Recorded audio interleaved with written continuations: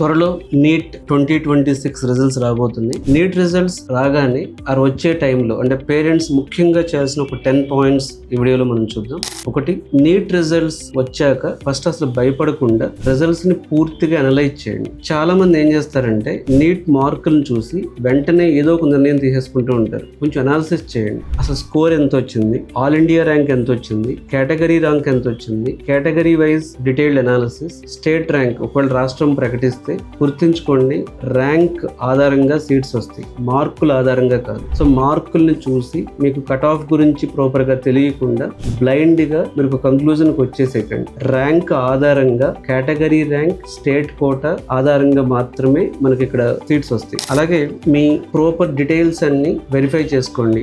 Official answer కీలో కానీ score card లో కానీ డీటెయిల్స్ అన్ని ప్రాపర్ గా వెరిఫై చేసుకోండి. మీ పేరు, category, date of birth, marks, percentile, rank. So ఏదైనా పొరపాటున ఉంటే అప్పుడే మీరు ఒక అఫీషియల్ ప్రాసెస్ ద్వారా కంప్లీట్ చేసుకోండి. తర్వాత నీట్ రిజల్ట్స్ ని గత 5 సంవత్సరాల కట్ ఆఫ్ తో కంపేర్ చేయండి. ఒక సంవత్సరం కట్ ఆఫ్ చూసి డెసిషన్ తీసుకోకండి. లాస్ట్ 5 years ట్రెండ్ ఎలా ఉంది, all India quota cut off ఎలా ఉంది, స్టేట్ కోటా కట్ ఆఫ్ ఎలా ఉంది, కేటగిరీ వైజ్ కట్ ఆఫ్ ఎలా ఉంది. సో ట్రెండ్ చూడటం వల్ల మీకు అవకాశాలు అనేవి స్పష్టంగా అర్థమవుతాయి. అలాగే మీకు వచ్చే అన్ని కెరీర్ ఆప్షన్స్ ని లిస్ట్ చేయండి. ఎంబీబీఎస్ మాత్రమే కాదు, government MBBS, private MBBS, BDS, BAMS, BHMS, BVSc, nursing, allied health sciences. ప్రతి అవకాశాన్ని అర్థం చేసుకోండి. ఫస్ట్ అసలు అవకాశం వల్ల ఫ్యూచర్ గ్రోత్ ఎలా ఉంటుందో అర్థం చేసుకోండి. సో ఈ అవకాశాల గురించి కావాలి అంటే కెరీర్ గైడెన్స్ ఛానల్ ద్వారా మనం డాక్టర్స్ తో కూడా మాట్లాడిస్తాను నేను మీతో. సో ఈ అవకాశాలను ఫస్ట్ అర్థం చేసుకోండి. సో తర్వాత కాలేజ్ రీసెర్చ్ వెంటనే స్టార్ట్ చేయండి. College recognition, hospital strength, faculty, internship, PG results, fee structure, hostel placement. So college brand కంటే క్వాలిటీ ముఖ్యం.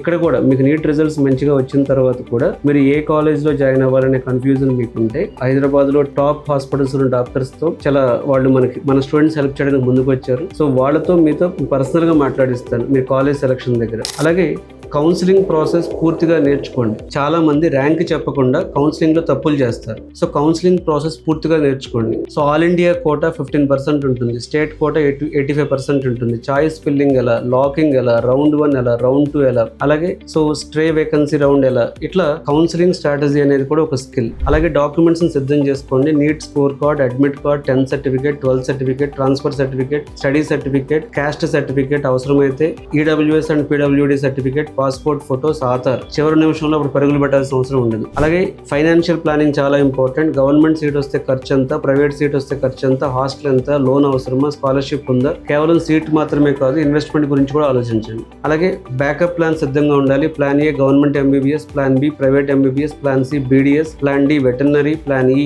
Allied health sciences. లేదా డ్రాప్ అయి రిపీట్ అవటం అంటే ఎప్పుడు కూడా రిపీటర్ గా చూడకండి, లేకపోతే డ్రాపర్ గా చూడకండి, లాంగ్ టర్మ్ అని చూడకండి. ఇంకొక 1 year ని మళ్ళీ ఫ్యూచర్ కోసం ఇన్వెస్ట్ చేసుకోవటం. మంచి బ్యాకప్ ప్లాన్ పెట్టుకోండి ముందే. సో మార్క్స్ ని బట్టి కాకుండా ర్యాంక్స్ ని బట్టి, లాస్ట్ 5 years కట్ ఆఫ్ ని బట్టి కౌన్సిలింగ్ ప్రాసెస్ అర్థం చేసుకుని అప్పుడు ఏం చేయాలనేది మీరు డిసిషన్ తీసుకోవచ్చు. లేదా ఒక 4-5 experts తో మాట్లాడి కూడా మీరు నిర్ణయానికి రావచ్చు. ఎమోషన్ తో కాదు, డేటాతో నిర్ణయం తీసుకోండి.